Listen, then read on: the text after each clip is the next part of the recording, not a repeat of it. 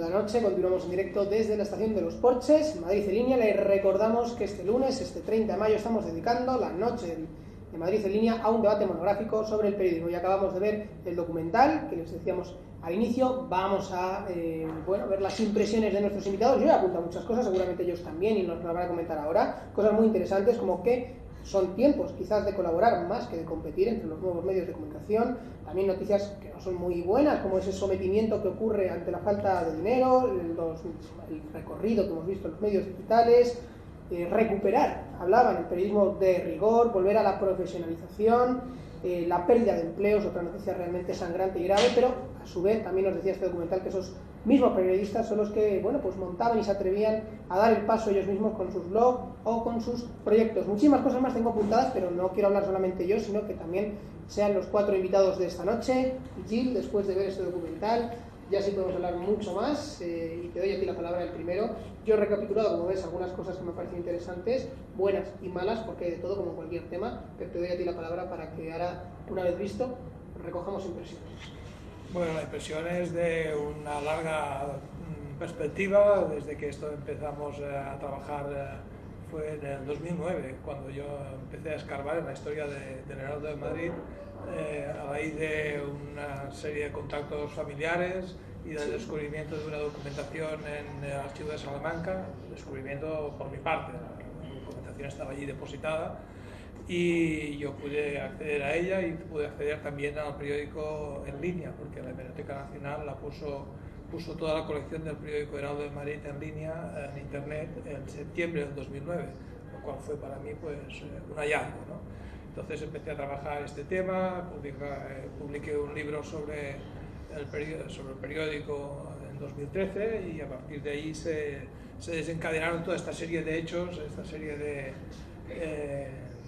complicidades con estos periodistas, colegas, amigos, y que gustosamente, ¿no? También con los que emprendimos la edición de este periódico conmemorativo y aniversario, ¿no? Y esto pues efectivamente nos ha puesto en contacto el pasado y el presente, y ha sido una forma de reflexionar sobre nuestra profesión que yo creo que es muy interesante, ¿no? Porque evidentemente hay mucha distancia entre nuestra situación actual y la que vivieron los colegas de los años 30, pero el tema de la libertad está ahí de fondo siempre, ¿no? En aquel caso era la libertad de empresa, que fue cercenada aquí una vez por la dictadura, y en este caso que estamos viviendo actualmente, pues la libertad de expresión que tenemos pues presionada por los poderes económicos que están alrededor de los medios de comunicación, por los poderes políticos que también siempre intentan influir, siempre intentan meter cucharada, y también a veces por otros condicionantes que vivimos los medios de comunicación, quizá también con la audiencia, incluso, y con los propios lectores, ¿no? Que nosotros querríamos hacer un tipo de producto que a veces la audiencia pues no está dispuesta a respaldar de una forma, una cantidad suficiente como para garantizar pues la viabilidad económica de este proyecto, por ejemplo, ¿no? Es un tema que a mí me interesa especialmente. También he rescatado otra cosa, y es que uno de los participantes en el documental decía que se exige muchísimo y no se paga, y creo que textualmente decía que había que repetir hasta 3 o 4 veces las crónicas para que quedasen niqueladas. Esto hablábamos un poco al inicio también, ¿verdad, Malva? Sí, la verdad que Armada es un grande, ¿no? Diciéndolo, porque la calidad de su publicación es muy grande, pero por los problemas de sostenibilidad no puede pagarlos. Nosotros, por ejemplo, en La Marea somos suicidas, nos han definido porque pensamos que sí que hay que pagar siempre, y claro, eso a veces ha venido a costa de nuestros salarios, es un poco contradictorio, ¿no? Imagino que cuando tomáis esa decisión, poca gente, seguramente el gremio, creería, ¿no? Sí, dirían, bueno, ya se estrellarán, sí, quizás, ¿no? O algo parecido. A ver, cuando montamos la cooperativa, porque nosotros somos una cooperativa como Alternativas Económicas, en Pecado Rossinyol, dijimos, mira, ya que vamos a empezar de cero, de Perdidos al Río, vamos a hacerlo como nos gustaría que fuera, lo cual quizás no sea muy inteligente económicamente, ¿no? Porque rechazamos la publicidad de todas aquellas empresas que van en contra de nuestros principios, con lo cual no nos quedan más que, siempre lo digo, mermeladas, cosas así, ¿no? Porque vamos, tenemos unos principios muy estrictos, pero a la vez creemos que hay que pagar a todo el mundo, porque si no acaban yéndose las personas, y además no se profesionaliza y no le puedes exigir, lo puede exigir Armada por lo que decía, porque es muy grande, pero creemos que no, que tiene que haber hay que dignificar la profesión, ¿no? y es muy difícil hacer ese cálculo y ver. Pero la gente empieza a apreciarlo y ahora nosotros, por ejemplo, estamos intentando hacer de ese defecto virtud, ¿no? Es decir, como no tenemos grandes empresas, también tenemos una libertad que no tienen otros medios, no estamos condicionados por nadie, ¿no? Algo que se pondera muchísimo, desde luego.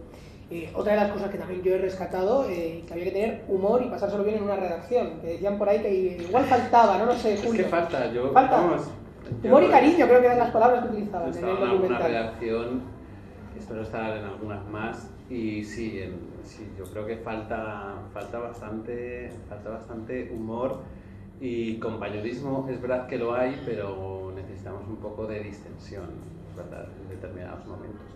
Yo quería apuntar un poco al comentario anterior de Magda, haciendo referencia a que si tuvimos que esperar 150 años para que desde el nacimiento de la imprenta hasta la llegada de la prensa, es verdad que a Internet le hemos dado apenas 25 años para saber qué podemos esperar de este nuevo medio. Es decir, todavía estamos en las puertas, en la infancia de Internet. No sabemos si es mejor cobrar de antemano, si es mejor cobrar después, si es mejor, como determinados medios, ofrecer parte del contenido, o es mejor abocarse al tema de los clips, porque sí. Es decir, tenemos un debate todavía muy de fondo que yo creo que solo el tiempo será el encargado de que podamos conocer cuál es el que verdaderamente funciona, si es que solo un modelo funciona, porque puede, y yo puede consistir en que diferentes fórmulas, como comentabas antes, para que este tipo de nuevos medios sean posibles económicamente hablando. Diego, que te he visto apuntar muchas cosas durante el visionado del documental. Imagino que tendrás que decir. Lo que se me está ocurriendo es que cuando se habla de medios digitales de pago, que muchas veces pienso si una sociedad como la nuestra, donde los sueldos son muy bajos y la gente vive al límite, realmente alguien se va a plantear, o sea, es decir, con un número significativo, sostener tantos medios pagando cada mes o cada año pues una cantidad. Es que cuesta tomar esa decisión. Y digo que a mí me encantaría. Que a mí me encantaría. Que comentaba el documental, cuesta menos, parece, ¿no? Tomarse ese cubata, pero en cambio pagar una cuota al mes, un crowdfunding, pero al kiosco voy cuando sé que voy a buscar algo. Sí, el problema es que hemos dejado de valorar el derecho a la información. Somos una sociedad que nos da igual, ¿no? O sea, ya es un picoteo y hablamos mucho, bueno, relativamente mucho de la libertad de expresión, pero muy poco del derecho a la información veraz y con rigor, y no lo apreciamos. Y si no tenemos una información en condiciones hecha por gente que de verdad se lo toma en serio y con honestidad, pues nos pasa lo que nos pasa. En este país tenemos unos déficits democráticos muy importantes que tienen mucho que ver con eso. Luego criticamos, ¿no?, a la prensa, a los políticos, a los medios en general, porque nos mienten o porque nos manipulan, y es precisamente lo que acaba de decir ella, es que tenemos que hacer cumplir ese artículo de la Constitución, porque no es... Está recogido la Carta Magna, ni nada más ni nada menos, ¿no? Efectivamente. ¿Te habían cortado o habías terminado? Sí, pero... Yo creo que te habían cortado con el cubano.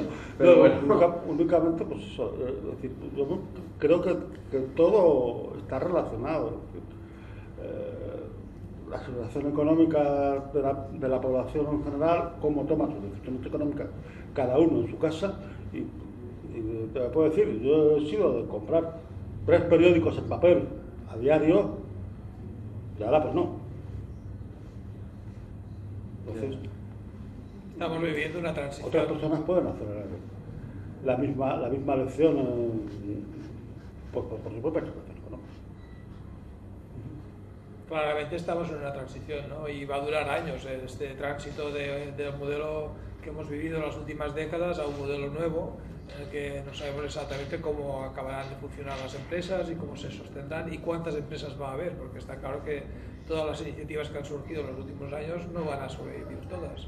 Aquí va a haber un proceso, una criba, van a haber fusiones, van a haber muertes, van a haber nacimientos de otros iniciativas incluso más originales, con planteamientos nuevos que ahora ni siquiera somos capaces de imaginar, pero esto va a ser un proceso continuado de reforma, digamos, de este panorama de medios de comunicación. Por tanto, tampoco nos estresemos de querer tener la solución ahora mismo, porque esto ¿Va para largo? Va para largo, sí. ¿Sí? Yo creo ¿Estáis que de va acuerdo para por largo. aquí con Gil en este punto? Sí, lo había comentado antes. Estamos a las puertas de Internet y veremos cuál sobreviven y sobre todo el formato de financiación y la línea en la que vamos.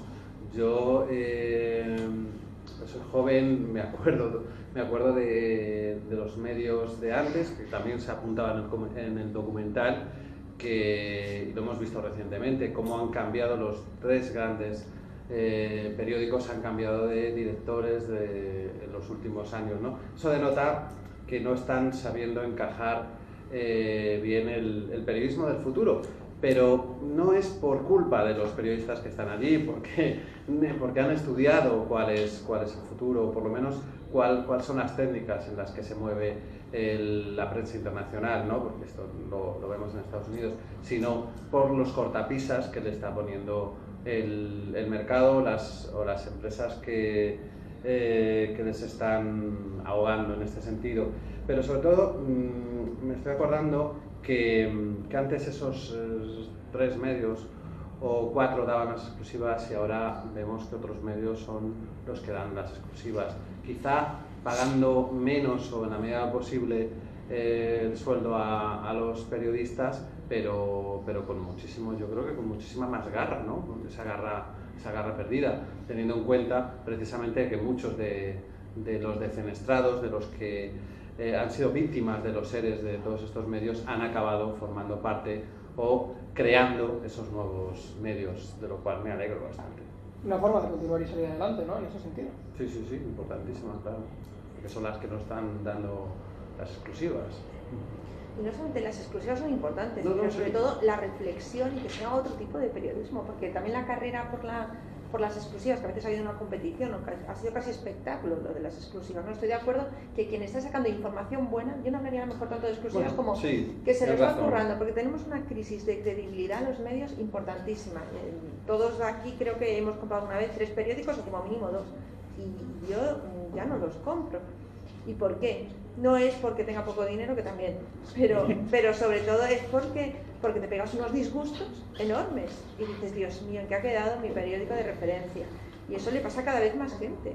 Entonces te van buscando y vas viendo mucho apoyo de esto, decir menos mal. Nosotros tenemos una web, pero tenemos sobre todo una revista mensual en papel con reportajes reposados. Tú ahora te miras cualquier semanal y es que solamente es publicidad en el fondo. Para encontrar un buen reportaje los domingos, es que te vuelves loca, no los encuentras, es simplemente cómo vender el producto y tú lo apuntabas, es que dependen ¿de qué dependen? Los grandes medios, de los bancos que los han comprado y son Los copropietarios. créditos. Entonces, si hace unos años ya nos decían, oye, no hace falta que cuando hables de este desahucio pongas el nombre de la entidad bancaria, Uy, pues sí, eso ahora me ya, acuerda. claro. Eso me suena bastante. Yo me escapé por los pelos, pero compañeros empezaron a decirme, jo, ya nos han dicho que no hace falta que pongamos que esta ha sido Bankia. ¿Por qué? Porque estás Efectivamente. negociando el crédito con ellos, ¿no? Y como eso todos, o ves ahora la operación Chamartín hace 3 días con él. Es que hay que perder el miedo a decir quién está marcando los... Lo que acabas de poner el ejemplo con los desahucios, Magda, para que lo sepa también la gente que nos está viendo, cuando llega esa noticia a un periodista de mejor que no lo pongas, es algo que uno siente con una gravedad tremenda. Para que hagamos un poquito Yo es que la he tenido- magnitud yo es que a mí de me ha recibir pasado. esa orden, por así decirlo, y lo que supone para el redactor.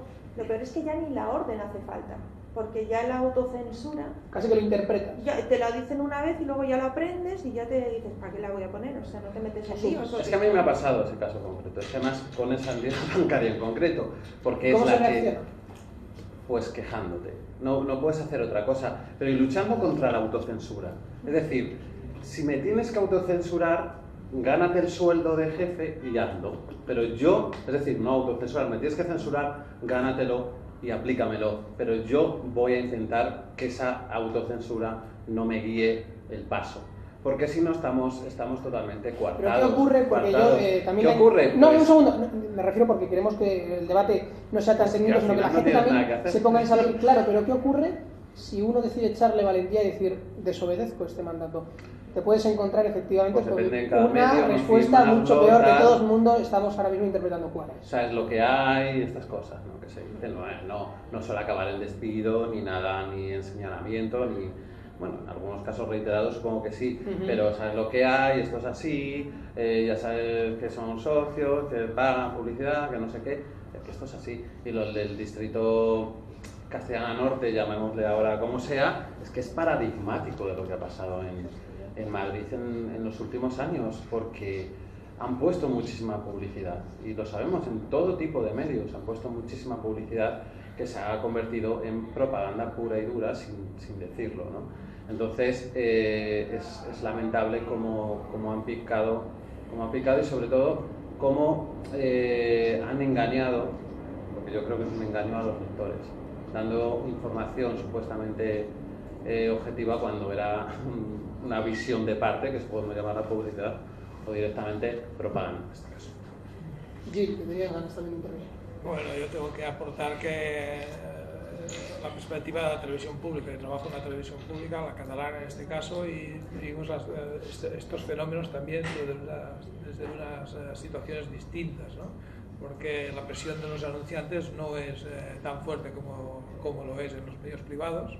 Sí que los departamentos comerciales de vez en cuando, pues en determinadas maneras, determinadas circunstancias, pueden llegar a pedir alguna explicación. A mí me ha pasado esta misma semana, ¿no? Yo estaba haciendo un reportaje sobre entidades bancarias y quería usar unos anuncios que se emiten en mi propia cadena, y me dirigí al departamento comercial para esto, y ellos me transmitieron el interés de las entidades bancarias en conocer exactamente qué es lo que iba a decir yo sobre sus imágenes, ¿no? Y yo les dije que por ahí no pasaba, y que simplemente no iba a utilizar esas imágenes porque no me iban a condicionar mi información de ninguna de las maneras, ¿no? Y en este caso porque yo tenía una alternativa, he podido escoger otras imágenes de otras fuentes, y simplemente he cambiado, digamos, el formato, ¿no? Pero he conseguido superar ese condicionamiento, y eso es algo que las televisiones públicas sí que pueden hacer, porque tenemos una situación con respecto a las presiones comerciales mucho más desahogada, ¿no? El problema de las televisiones públicas es el control por parte de la interferencia por parte de los gobiernos, evidentemente, ¿no? En todas las televisiones públicas está pasando esto, en mayor o menor medida. Aquí hemos debatido, Julio, creo que ha coincidido en algunos de los debates sobre Telemadrid. Sí, Telemadrid. Un tema que... No vamos a entrar otra vez porque... No reincidiremos. Bueno, yo únicamente me gustaría observar una cosita. Estoy recordando la anécdota que me pasó con un amigo que era redactor jefe en un pequeño periódico de una provincia que no voy a mencionar, y que fue a visitarle y me comentó, bueno, pues hablando de cómo eran las cosas y tal. Y, bueno, y aquí la publicidad, como es. Dice, mira, aquí la empresa más grande es el ayuntamiento, toda la capital de la provincia. Entonces, pues sí, pues podéis imaginar cuál era la línea editorial del periódico, evidentemente, siempre a favor de la corporación portuguesa. ¿Querías decir algo más? Sí, pero yo lo que quería comentar es que, conociendo que esto pasa, que no es nuevo, que ya que pasaba antes de otras maneras o igual, creo que hay que dar también la oportunidad a que las empresas se anuncien. Es decir, yo no estoy totalmente de acuerdo, aunque entiendo la filosofía de La Marea, en que no se anuncien determinadas marcas o determinadas empresas por cierto código ético que puedo entender, pero no estoy de acuerdo. Yo creo que tenemos que ganar esa batalla precisamente dejando que las empresas en general, la publicidad, que es eso, la parte comercial, y que lleva coetánea a los medios de comunicación desde su existencia, tenga cabida. Tenemos que ganarle la batalla a ellos, es decir, que sepan que no nos podemos condicionar, que no nos pueden condicionar. Para eso quizá, como comentaban en el documental, tendremos que tener unas empresas muy rentables económicamente, pero yo creo que hay que intentarlo, hay que intentar dar manga ancha a las empresas para que puedan anunciarse, pero sabiendo que no nos pueden condicionar. La situación es difícil, desde luego. Otra de las preguntas que queríamos hacer esta noche es poner la máquina de tiempo a funcionar y, por ejemplo, posicionarnos en los años de la Segunda República. Y pregunto a los cuatro, porque hemos hablado de libertad. ¿Había más hace unos años, por ejemplo, en la Segunda República, que ahora? ¿Estaba mejor en ese sentido épocas pretéritas que la actual? No lo sé. Gis, ¿a ti qué te parece? No estaba mejor en absoluto. Durante la Segunda República hubo periodos en los que había censura previa de los periódicos. Durante los gobiernos de derechas, a partir de 1933, cuando ganaron las elecciones, venían de una época aún más oscura, de la época de la dictadura de Primo de Rivera, durante la cual también hubo censura previa durante todo el tiempo.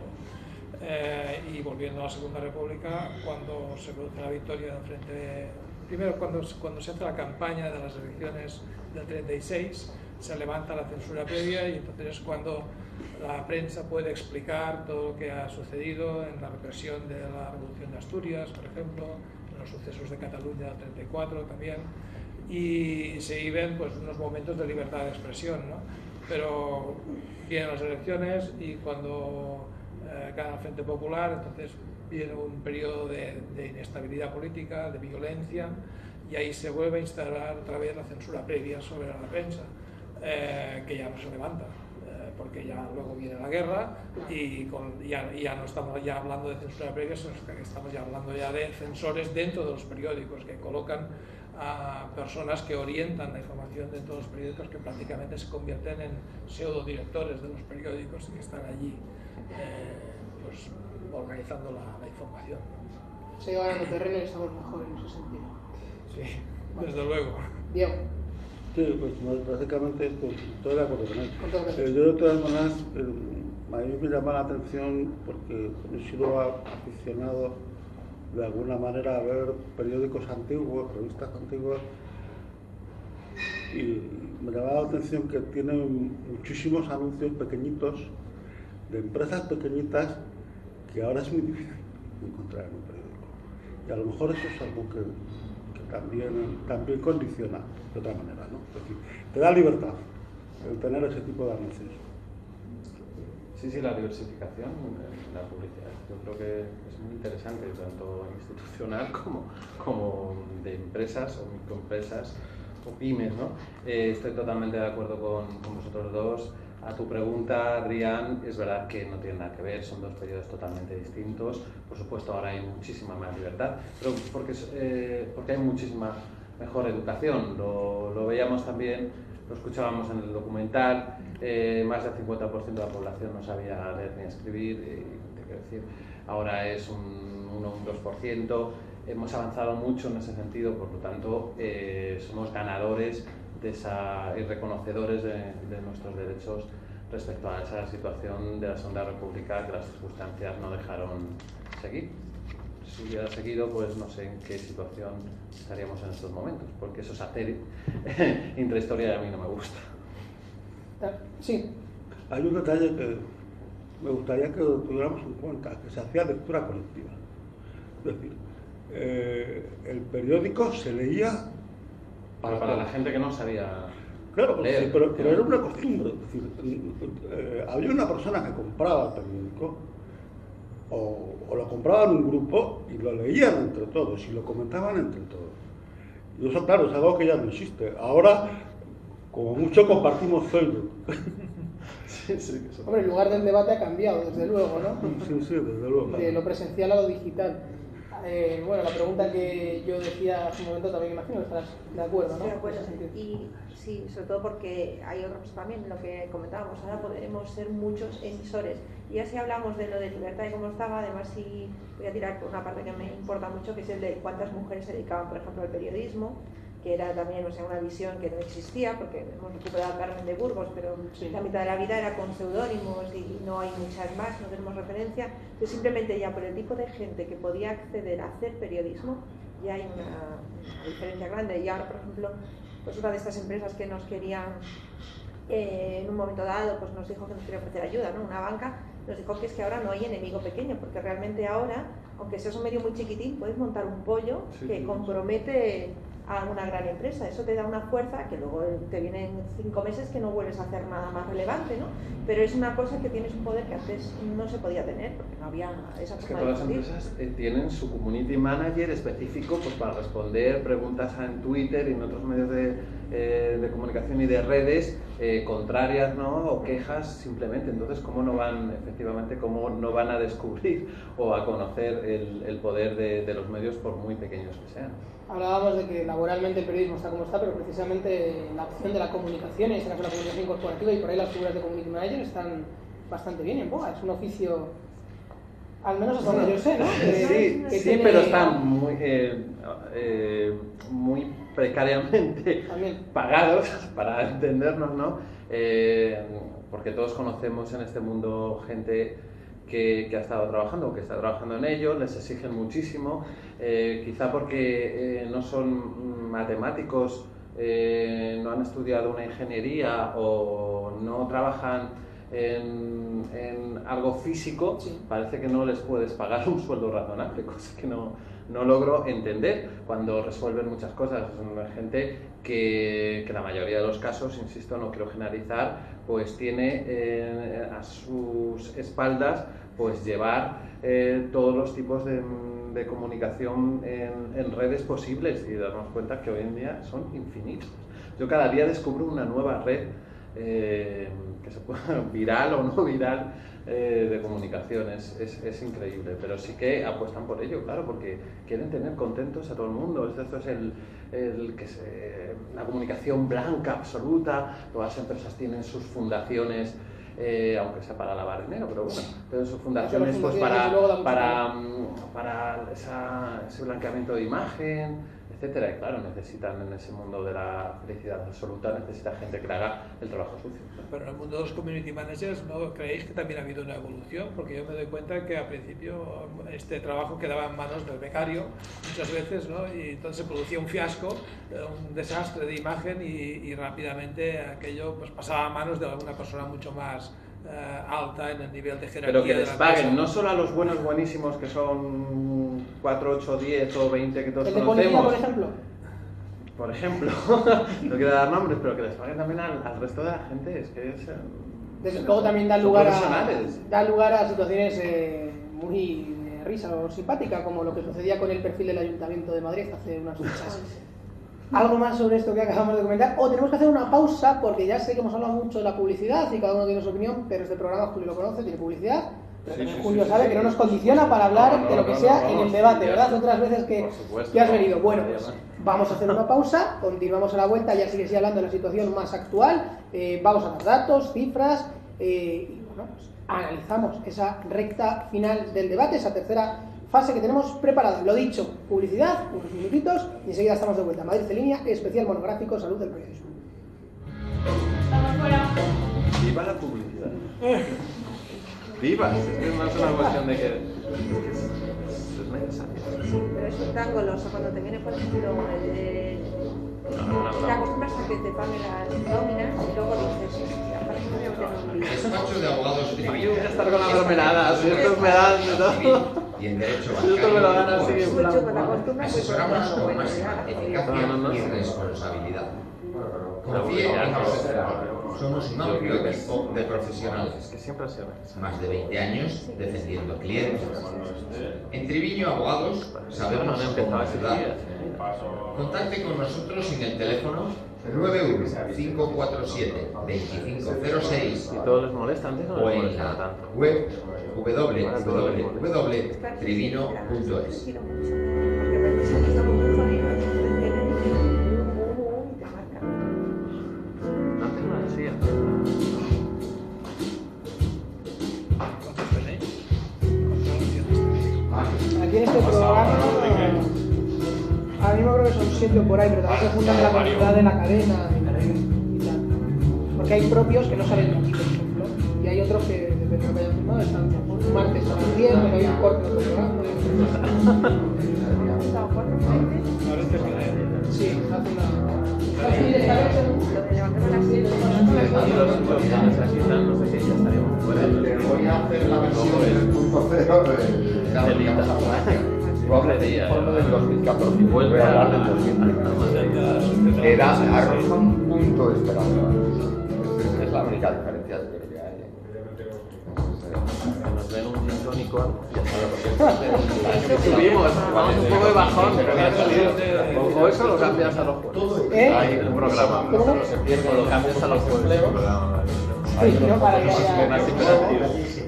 Y bueno, no hay un dato preocupante. El 75% de los periodistas depresión. Porque hoy es cierto que en una emisora radiofónica que no la veía, también es de las menores que venía para acá.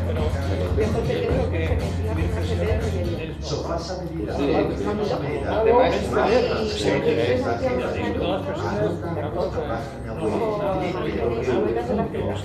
Pero si la saben, también es la que le ha hecho los gemelos a los dos. Entonces la están entrevistando y hemos quedado, porque ya no tiene ni que ir por es una entrevista realmente sencilla, porque ya vemos que queda sí, porque es un lugar, si no lo y me voy ahora a ayudarle a contar ahí está haciendo sus cositas, tranquilamente, es una crack, es que salía en callejeros, había sido reportera, se llegó hasta las raíces de todo y se me dijo mi sueña. Y nada, y de repente triunfó. Pues que somos muchos los que sabemos, tampoco lo hemos dicho. Somos muchos los que sabemos de la facultad, demasiado, no hay nada por scouts, no hay nada. Desastre. Desastre absoluto. Eso es lo que vale.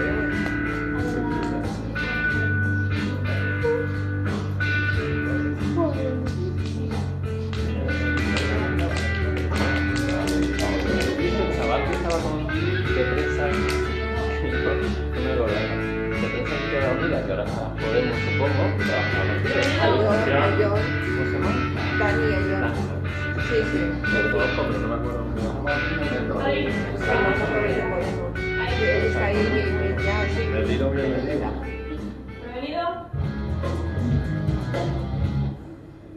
25 minutos para las 11 de la noche, tras esta pausa, que yo siempre digo que la publicidad para Madrid en línea es como el viento al fuego en una noche de San Juan, pero bueno, lo hemos tenido que hacer. Ahora vamos a enfilar esa recta final, vamos a hablar del periodismo más actual, de su situación. Para ello Enrique está preparado con cifras, datos y realidades. Enrique, todo tuyo, ilustramos. Gracias, Adrián. Bueno, estamos hablando en esta noche del oficio de contar noticias, de contar historias. Y a veces los periodistas también contamos cosas de lo que ocurre en nuestro oficio, en ese oficio. Y nos vamos ahora a referir, bueno, pues al informe anual del pasado año 2015. Hay claroscuros, por así decir, luces y sombras. Vamos con algunas luces y algunas sombras. Vamos a verlas en la pantalla. Informe, como digo, de la Asociación de la Prensa de Madrid, y hace una referencia al empleo en los años de crisis. Abarca desde el año 2008 al 2015. Resulta que la profesión periodística, bueno, pues igual que en otras profesiones, pero aquí pensemos que se habla de un derecho fundamental, el derecho de información, se han perdido 12.000 puestos de trabajo.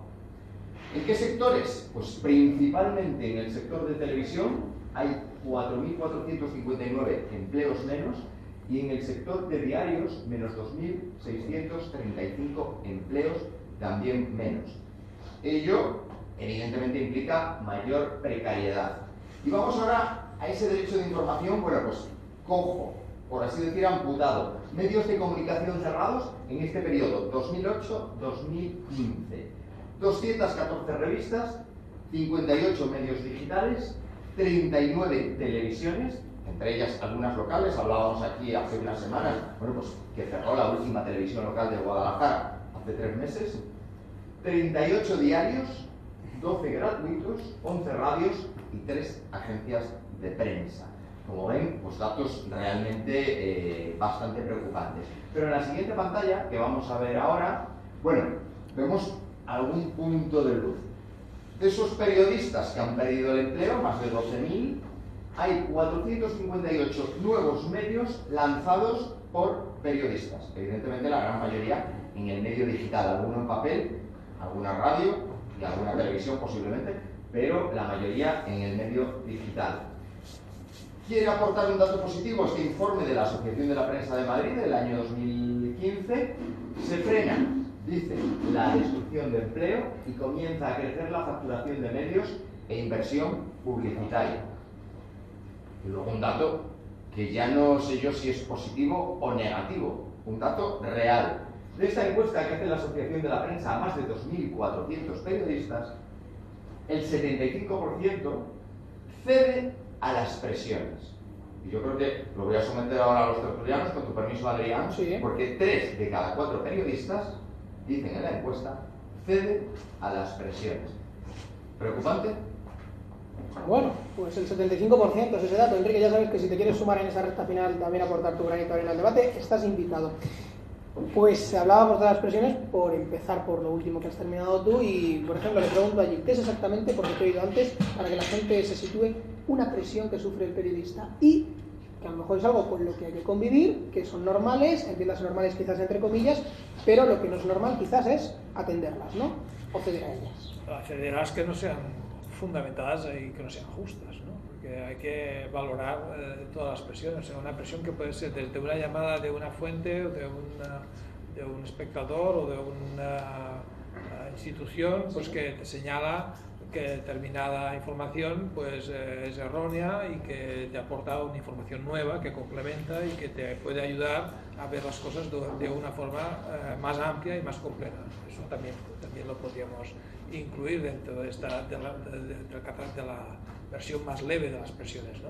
Y la presión pues más impresentable sería la del anunciante que pues amenaza con retirar la publicidad del medio de comunicación en cuestión, pues para evitar que aquella información se publique, por ejemplo, ¿no? Evidentemente, pues entre un extremo y otro hay una gama de grises, y los periodistas también tenemos que admitir que somos falibles y que no lo sabemos todo, y que podemos mejorar el trabajo que hacemos con la información y con las aportaciones que podamos recibir de las fuentes, del público, de otros colegas, y hay que tener una actitud asertiva todo el tiempo, y evidentemente también una actitud firme, negando pues las presiones que puedan ser más impuras y más injustas, ¿no? ¿Qué ocurre, Magda, por ejemplo, si tenemos mermeladas que nos ayudan y bueno, pues hacemos una publicación, una información que no deja muy bien paradas a esas mermeladas, si recibimos, por ejemplo, una llamada? ¿Cómo es esa situación? En La Marea solo ha sucedido con un partido político que nos hayan llamado, y siempre es muy gracioso, y con un banco. Y lo gracioso es que decían, ¿con quién puedo hablar? Y cuando le dices, no, tienes que hablar conmigo, ya, pero por encima no, es que esto es una cooperativa, nos hemos elegido, no hay nadie por encima, ¿no? Entonces, claro, ese mal rollo no lo hemos tenido que vivir nunca. Y nunca hemos hecho un dossier especial mermelada de verano, ¿no? Era el ejemplo. O sea, de verano sí que alguno me caía en la vanguardia de helados de verano, esas cosas apasionantes, pero claro, tienes ese conflicto, y a mí sí que me parece muy preocupante lo del 75%, es que son todas las alarmas. Yo no consideraría que fuese una presión, lo que decía en el documental Ignacio Escolar, ¿no? Que haya gente que te esté sugiriendo temas, eso bueno, hasta ahí, ¿no? Otra cosa es el troleo que hay ahora.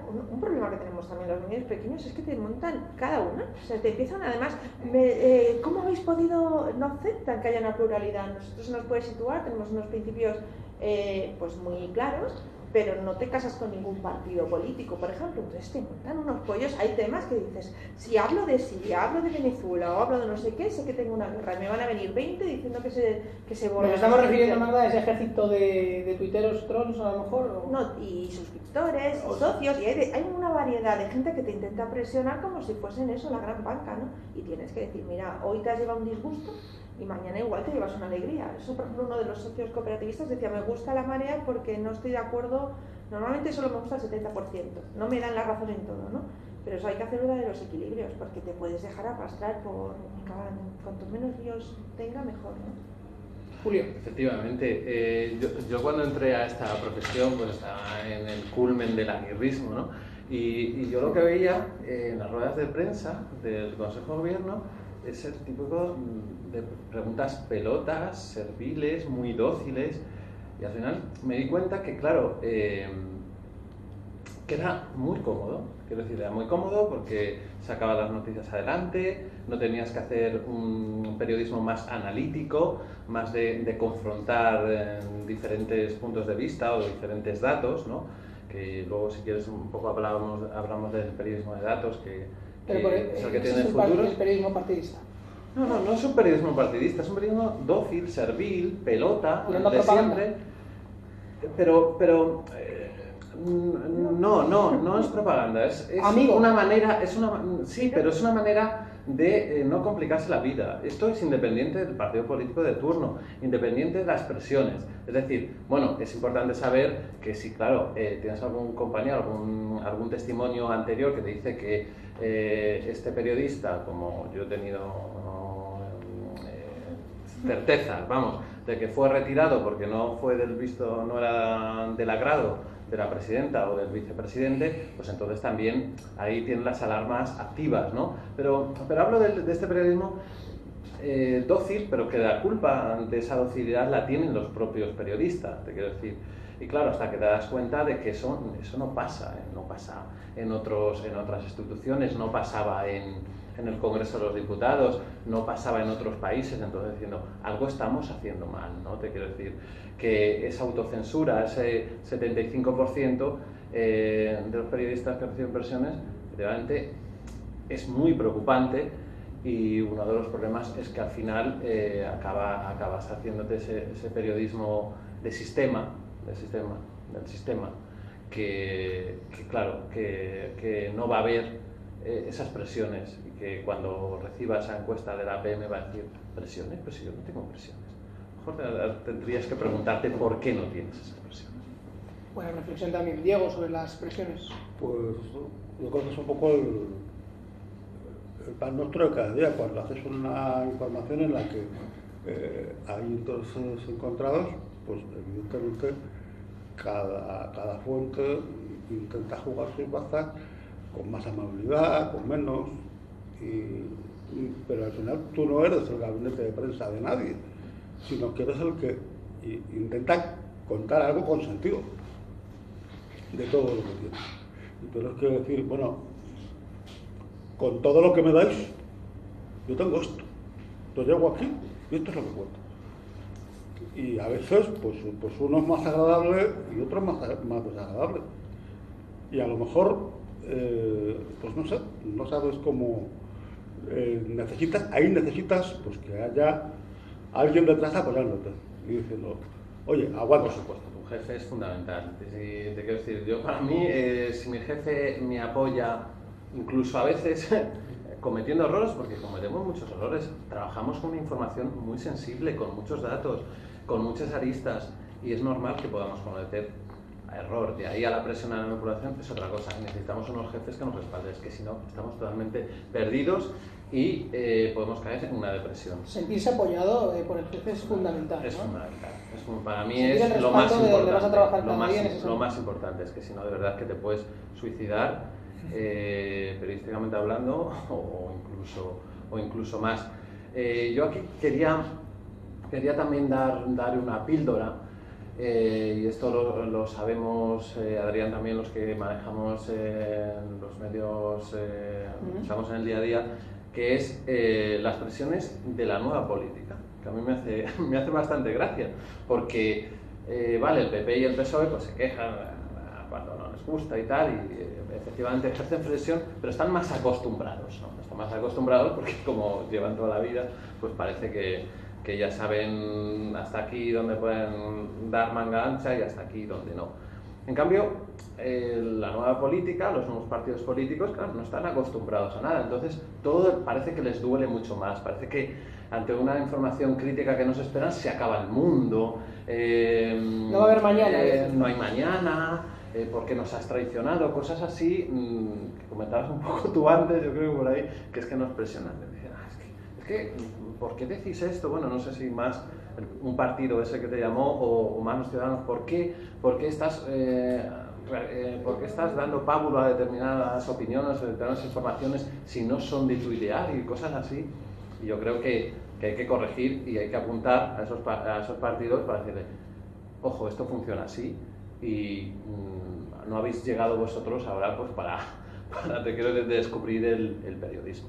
Yo creo que también hay que... Estoy de acuerdo parcialmente, porque se están diciendo, se está haciendo un periodismo basura y una cantidad de mentiras que tendríamos que denunciar, y con el rollo de perro no come perro, que yo si un perro no está haciendo de perro, está haciendo de gato, y en vez de hacer información está haciendo difamación todo el santo día, creo que hay que atacarlo.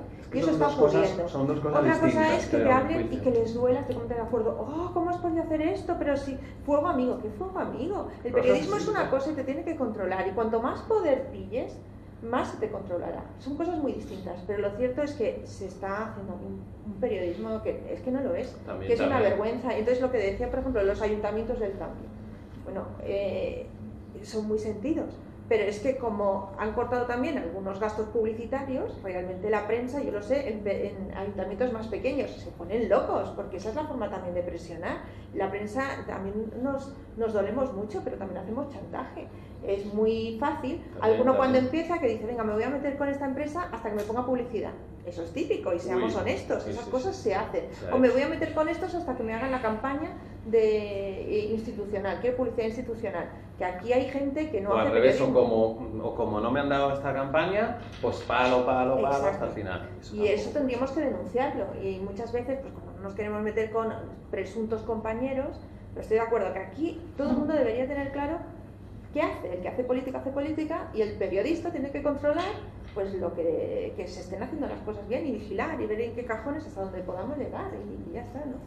El caso sucedido en los últimos años es que, hablando de esta docilidad, es que se ha, yo creo, externalizado las redacciones, ¿no? En el sentido de que en las instituciones, en las empresas, han crecido unos gabinetes de prensa muy grandes, y como, claro, tenemos que vivir, pues muchos compañeros han ido a estos gabinetes de prensa y desde allí fabrican una agenda informativa, fabrican toda una serie de eventos, informes, notas de prensa con las que masacran a los compañeros que están trabajando en los medios, y eso es lo que conforma esta docilidad de la que hablábamos antes, ¿no? Yo tengo la experiencia de haber tenido compañeros que habían empezado más o menos a mi altura, y que en determinado momento de su carrera profesional pues les fichaban para irse de jefe de prensa a una gran empresa o una institución, ¿no? ¿Y por qué lo hacían, no? Porque evidentemente esta persona pues cumplía una serie de condiciones, pero además lo que cumplía sobre todo es que tenía una agenda, que conocía a todos sus compañeros, ¿no? Y que entonces desde esa institución iba a poder llamarlos con toda la confianza del mundo para decirles, oye, que tengo esto, oye, que tengo lo otro, oye, no me saques esto, oye, no me hagas aquello, ¿no? O sea que nosotros también nos hemos construido esta situación en la que estamos, porque evidentemente somos trabajadores, tenemos que vivir y tenemos que ingresar cada mes, ¿no? Pero aquí está la malicia de las instituciones y de las empresas que han construido estas redacciones paralelas, desde las cuales pues fabrican la actualidad, ¿no? Y que nos masacran con estas iniciativas continuamente, ¿no? También hay que poner en jaque, o la labor del periodista sería poner en jaque a esos gabinetes de prensa, ¿verdad? En muchas ocasiones, sean institucionales o de empresas, y enfrentarse. Sí, o saltárselos, ¿no? Que es la... A veces hay que plantear, ¿no? Es un juego, tenemos que jugar y a ver quién gana. Es que eso es así, ¿no? ¿Algo sobre esto, Diego? Yo quiero matizar lo de los lectores, igual que decir, a veces presionan, pero a mí me gusta su presión. La que rechazo es la de cuando, esto no me ha gustado porque este artículo de opinión, porque suele venir más por lo de opinión, que la gente no distingue a veces de opinión de información, y van a saco y entonces te montan una historia que no es normal, ¿no? Y que casi te chantajean. Lo que sí que es más importante, y yo creo que, porque esto además no tiene que ser una tertulia especializada, es que los lectores, las lectoras, el público, sea mucho más crítico. Y siempre pongo el ejemplo de cuando yo trabajaba en La Vanguardia muy jovencita y me equivoqué en el horario de misas y se montó un pollo monumental. Es que llamó todo el mundo para quejarse y para cortarme la cabeza, porque había dado una información errónea. Vale, pues traslademos a eso a, por ejemplo, estas informaciones que estamos viendo de cortapegas, de cosas muy raras, que la gente sea crítica, pero con la información y con argumentos. No, esto no me ha gustado, que le corten la cabeza, o ya no te quiero ver más. Pero eso que, igual que antes se llamaba, ahora se trolea, se pueden escribir pues las cartas que se mandaban al director, que siempre era director y siguen siéndolo, vamos, que se vaya reivindicando que se haga un buen periodismo. Y eso sí que es cuestión de que la gente sea consciente de que es su derecho y que tienen que hacerlo. Ahí sí. Hemos hablado de claros y oscuros, de buenas y malas noticias, como en todos los temas, creo yo, pero vamos a hablar ahora de una positiva, y te voy a preguntar a ti, Magda, que es tu proyecto Yo Ibexpigo, que es la etiqueta, ¿no?, que se puede seguir en Twitter. ¿De qué va? Pues va de una reflexión que tenemos. O sea, como os decía, nosotros no aceptamos publicidad que vaya contra nuestros principios éticos, con lo cual el IBEX 35 tampoco no encaja del todo, ¿no?, en las páginas de Marea. Pero sobre todo lo que nos planteamos fue qué pasa cuando tú dependes de la publicidad. Es muy difícil que vayas a investigar la mano que te da de comer, ¿no? Entonces, todos los medios van a decir, a mí no me condiciona, y si tengo una noticia sobre el Banco Santander la publicaré, ya, pero vas a ir a investigar qué hace el Banco Santander. No te complicas la vida, si te llega, pues valoras. Miras para otro lado, ¿no? Entonces hemos dicho, no, nos vamos a obligar a mirar cada una de las empresas que ostentan el poder económico en este país y vamos a sistematizarlo. Hemos publicado muchas cosas, pues del expolio que ha supuesto Endesa, o prácticas de Iberdrola, o una cosita rara del Banco Sabadell no hace mucho, pero ahora queremos hacerlo de una manera sistemática y hemos visto que los lectores se sentían muy identificados, o sea que pedimos 70.000 euros de partida. Nos quedan 4 días y llevamos, creo que 62.000, o sea, se va rozando el objetivo, ¿no? O sea, y ahí es que la gente aquí en este país tiene que hacerlo todo en el último momento para que suframos, pero parece que va a salir. Pero sobre todo hemos visto que la gente tiene muchas ganas de decir sí, por favor, y vamos a mirar no solo lo que hacen aquí, sino las prácticas en Latinoamérica, que a veces se nos olvida, ¿no? O ver Inditex, pues con detalle, que sale alguna información de tanto en tanto, pero cuando lo ves todo junto, como que impone, ¿no? Pues tenemos un vídeo, nos lo ha contado muy bien ella, pero reforzamos esta información por si a alguien le interesa, faltan poquitos días, como nos ha indicado Magda, sobre este bonito proyecto. Estas son las empresas del IBEX 35, las empresas españolas con mayor poder e influencia. Muchas te sonarán.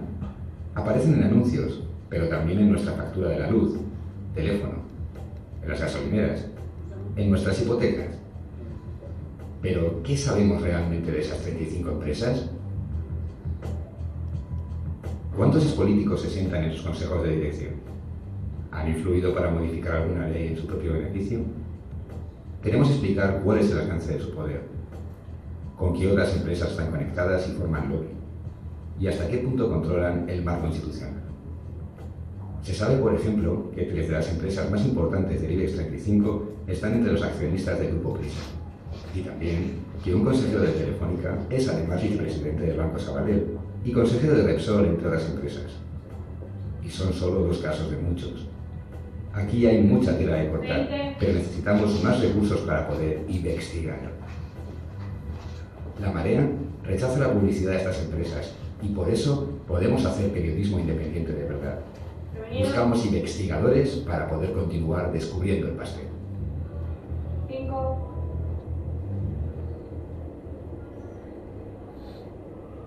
Bueno, pues bonito proyecto, a los demás os habrá parecido también muy interesante, ¿verdad? Pues falta que se animes, Magda, que faltan pocos días y que salga adelante. Ay, qué curro, ya estoy mareada ya de todo lo que nos espera. Muchas gracias, esto es una muestra de cooperación entre pequeños medios, o sea, muchas gracias por dejarnos enseñar el proyecto. Nada, hombre. Bueno, nos acercamos ya a las 11 de la noche, enfilamos ya la recta final, los últimos minutos de debate, y quiero plantear 2 preguntas. La primera, una que ya está muy machacada, pero es esa desaparición o, por el contrario, continuidad de la prensa en papel. ¿Qué opináis vosotros, Gis, por ejemplo? Bueno, creo que al papel le queda todavía años, le queda mucho recorrido. Lo veremos, no sé si lo veremos desaparecer del todo. Yo creo que le queda mucho todavía, ¿no? No sé qué pensáis vosotros que estáis más. Yo estoy más en el medio electrónico, pero no sé qué pensáis vosotros. Es que va a ser un artículo de lujo, como dicen muchos. La verdad que cada vez va a menos, pero hay temas que yo creo que todavía se pueden explicar solo en papel. O sea, hacer nosotros que hacemos unos dossiers con mucho gráfico, un tema extenso, eso en la web, puedes hacer un docu web, cada vez hay formatos más interesantes, pero está demostrado, a partir de un momento la atención en la pantalla decae. Entonces, para según qué temas todavía lo necesitamos. Está demostrado, siguiendo tu argumento, que a partir de 800 palabras en el medio de internet y muchas menos en el medio móvil, ya la atención cae totalmente. Entonces, otra lista interesantísima de un debate de periodismo, precisamente, todas esas atenciones, tipo de letra, tipografías, atracciones al lector. Por supuesto, aparte de que intentes hacer un periodismo que falta más analítico, más en profundidad, es verdad que no podemos en internet leer tanta letra, y para eso quedan las revistas, los periódicos. Diego, nos decías antes que tú solías comprar 2 o 3 periódicos en papel, ya no, pero auguras todavía vida. que le queda recorrido. Sí. Yo creo que yo trabajo en un medio de papel, o sea que me conviene que Siga, tenga ¿no? recorrido. pero tendrá que haber cambios, porque la propia sociedad está cambiando. Entonces el periodismo tendrá que adaptarse. Quizás el cambio se dé, como las mejores cosas en la vida, de forma natural. Sí, ¿no? sí, Puede ser. La última pregunta, porque nos acercamos peligrosamente a las 11 de la noche y tenemos que terminar. Me consta, no solamente por las menciones que estamos recibiendo en la cuenta del canal, @canal33, que nos están viendo muchos estudiantes de periodismo.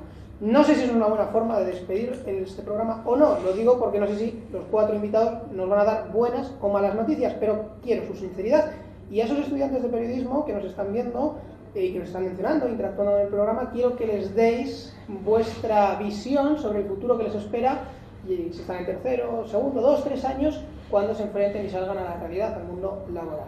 Pintadlo como queráis, este va a ser el broche final, pero es una forma de encarar el futuro más inmediato de la profesión y de condensar lo que hemos estado hoy viendo durante estas 2 horas en este especial monográfico. Así que a modo de conclusión, quien quiera de vosotros 4 que empiece y vamos cerrando el programa. ¿Quién se atreve? Yo. Venga, Julio. Me ha pasado varias veces en los últimos años que han venido estudiantes familiares míos de periodismo pues, realizando esta misma pregunta. Y yo a todos les respondo que estudien, aparte de periodismo, otra cosa. Porque en nuestra época no se podía hacer, pero hoy se pueden estudiar 2 grados a la vez, incluso 3, especializarse muchísimo más. Y si pueden hacerlo, por favor, que lo hagan. Es verdad que esta es una profesión pues, que gusta mucho, ¿no? Y a nadie le puedes negar lo que tú has hecho. Te quiero decir, es totalmente contradictorio o muy egoísta quizá. Entonces, yo creo que habría que reorganizar el sistema de universidades para que no tanta gente acabe periodismo, pero todos los que salen, entendiendo que los que entran son por una nota de corte de más de 7, que es gente con un nivel intelectual bastante notable. Entonces, solo les animo que si finalmente se deciden a dar este paso, que innoven, ¿no? Que ese periodismo de datos, que es el que va a hacer este proyecto de investigación, pues que es una idea buena, por ejemplo. Otro tipo de ramas que todavía están por descubrir. Complementar la educación, ¿no? Es un buen consejo que nos das esta noche. Por supuesto. También es una manera que permite esta profesión cuando se está estudiando es, por ejemplo, abrir un blog, crear una marca personal, hablar de un tema, y eso siempre siembra en internet un rastro que a alguien en un momento dado le puede interesar, y empezar a regar ese arbolito también puede ser algo interesante, que a lo mejor otras profesiones no dan la oportunidad de empezar por sí solo. Y me consta que muchos, sobre todo los becarios que entran, por ejemplo, lo están haciendo. Están haciendo bastante bien, nos da miedito a los que estamos allí. Por este lado, consejos o qué auguráis a los que van a salir en breve de las facultades de periodismo. Diego, por ejemplo. Hombre, dificultades siempre, y que siga habiéndolas, ¿no? Porque hay que luchar. Y yo lo que sí aconsejaría a quien quiera estudiar periodismo es que no se deshumanice, que por muy duro que sea este oficio, hay que seguir teniendo corazón. Importantísimo. Y Magda y Gil o Magda, para cerrar, vuestro consejo. Me ha gustado mucho lo que dice Diego de tener corazón. Yo creo que está todo tan mal. O sea, o te haces experto en nanotecnología, como se diga, o da igual, porque lo siento, el futuro está tan mal que disfruta, es liberador. Es decir, si me gusta el periodismo, me voy a dedicar a esto, y no porque cualquier cosa probablemente es que te vas a equivocar o te vas a acertar en la misma medida. Y si lo sientes de verdad y quieres contar historias y cada vez hace más falta gente honesta que quiera contarlas, pues que lo vivan y que lo disfruten. Esto es muy adictivo y es muy bonito. Ahora que no lo hagas por ecos, porque ahora con el periodismo marca, está muy bien lo del blog y todas esas historias, pero que no lo hagas, o sea, que realmente el periodismo es que tú estás al servicio de contar unas historias que tienen que ser contadas. Si vas de esa manera, o sea, no lo haces por otra cosa, lo vas a disfrutar y ya está. Y si pasas un poquillo de hambre una temporada, pues ya recuperarás otra y ya está, no pasa nada. Bueno, como todo en la vida, Gil. Coincido totalmente. Hay que dar el mensaje de que este no es una profesión para hacerse rico ni para ganar mucho dinero, y por favor, los que quieran tener esa trayectoria, que es muy legítima y muy deseable, pues que elijan otras carreras y que se queden con el periodismo los que desean trabajar de periodista porque les apasiona vivir, porque realmente es un privilegio. Trabajar de periodista es vivir la vida en primera línea, es ver los acontecimientos que suceden en el mundo desde la primera butaca del patio de platea, ¿no? Entonces esto es algo maravilloso y que hay que vivir con pasión y que invitamos aquí a que lo hagan. Bueno, pues ahí queda. Yo creo que podemos cerrar diciendo que iba al periodismo libre, que era el objetivo de hoy, ¿verdad? Muchísimas gracias, Gil, Magda, Julio y Diego, por haber estado esta noche colaborando en este especial monográfico que les queríamos trasladar a ustedes y que llegase a sus casas a hablar de la profesión. Está muy bien, pero el próximo lunes, ya junio, por cierto, enfilamos ese 26J también peligrosamente, recuperamos el tono normal de Madrid en línea, volveremos a tener debate político, nuestra sección de la pizarra digital con expertos, entrevistas, muchísimas cosas, preparando esa pre o campaña. Podemos quitar ya lo de pre porque estamos inmersos en una campaña electoral, el 26J. Lo dicho, dentro de 7 días vuelve Madrid en línea con su tono habitual. Hasta entonces, muy buenas noches y gracias por haber estado en este especial monográfico hoy de periodismo. Hasta el lunes. Muy bien. Me ha gustado la primera línea. Vivir la vida en primera línea. Adelante.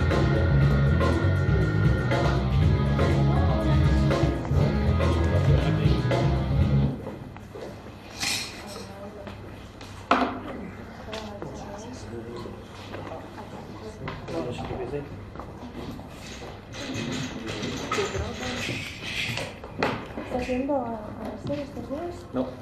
Yo es que despedí, tengo tiempo, no voy porque iba de todo. Es muy malo, ¿verdad? Es muy malo, ¿verdad?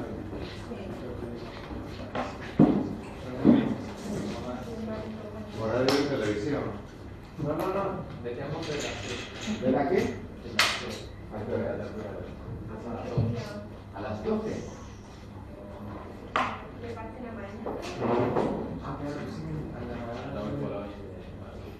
Sí, que no es ni al final, porque después a la 1:30 o... Un poquito, ¿no? Ahora, la terapia religiosa y tuvimos una vaina. No jugado, cuando vino, tuvimos que grabar como una hora antes. Bueno, yo había momentos que digo, aquí me quedo.